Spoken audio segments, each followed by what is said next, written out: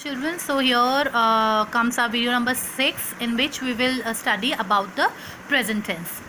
So what is tense? The word tense means time. Actually, tense is the form of the verb which shows the time and the state of an action or event. So in tenses, first we will do present tense, which has 4 forms: simple present, present continuous, present perfect and present perfect continuous tense. So we will start with simple present tense. So in simple present tense, first we will know about the use or the application of the simple present tense. Where do we use it? So the first is to talk of an action that is a habit or routine. When we talk about the thing which we do in our daily life or in our routine work, there we use simple present tense. Like example is Sahil wakes up at 6 am. So he does this every day. So this is simple present tense we are using here. Next is to make a statement that is universal or general truth. Universal means something which is happening everywhere in the same way and it cannot be changed according to particular time or particular happening. So for here the example is the earth rotates on its axis. So the earth does this in its way only and it never changes. Next is to express a fact which is true at present hour. Something which is presently happening. That is where, like example is, she teaches English in a school. So she is teaching in a school English and presently she is doing this work. So this is how we use this in simple present tense. Next we will see the forms in which form we use which rule. So the first is affirmative, negative and interrogative. These 3 things are also new for you. Other things you have though done in your class 5th, but these terms are new for you in tenses. So first is affirmative. Affirmative means a positive statement or a general statement where an action happens, and in this action how you are going to use the simple present tense. First is subject plus V1, that is the main verb, plus S or ES. So now S or ES plays a vital role here, an important role here. How? Like when the subject is singular. See, you can see an example here. When the subject is singular, what is the subject here? She cooks food. She is a singular subject. Here I have added S with cook. Why I have added here S with cook? Because the subject is singular. When the subject is singular, you are supposed to add S or ES with the main verb.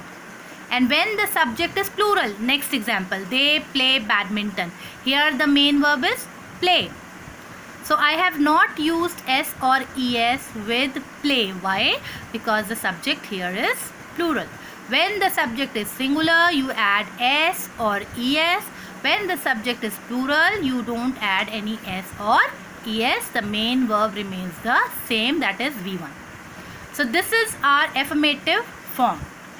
You can see other examples also.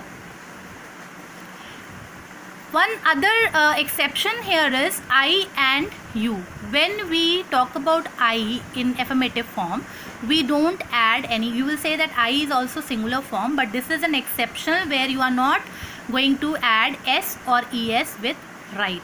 This is the main verb, and when the subject is I, you don't add S or ES with the main verb. And when it is you, there also you don't add S or ES with the main verb. So this you have to remember. Next we have the negative form. Negative form is subject plus does not or do not plus V1 plus object. Now subject remains the same thing. This thing you have to remember, that does not and do not. Where do we use does not? Does not is used with singular subject and do not is used with plural subject. See the examples here. She does not cook food. Now here it is negative. Negative means where there is no in the sentence. It says about that it is not done. This sentence, negative sentence, says that this will not be done. So here she does not cook food. Does has been used here with singular subject she, and do not has been used with plural subject they. So do not is used with plural subject and does not is used with singular subject. This is how you have to remember the negative form. Plus V1 plus object. Same, main verb remains the same and the object. Next is interrogative. Interrogative, we start with do or does. Do, does plus subject plus V1 plus object. Do or does are the auxiliary verbs which are taken to make the questions here in simple present tense. Interrogative means, you know, that where we are asking questions. So do and does. Do is used again with plural and does again with singular. So the rule for do and does remains the same, that does is used with singular subject and do is used with plural subject. So to form an interrogative sentence, what you have to do is you have to add plus do or does plus subject plus V1 plus object and then the question mark, which is so very necessary.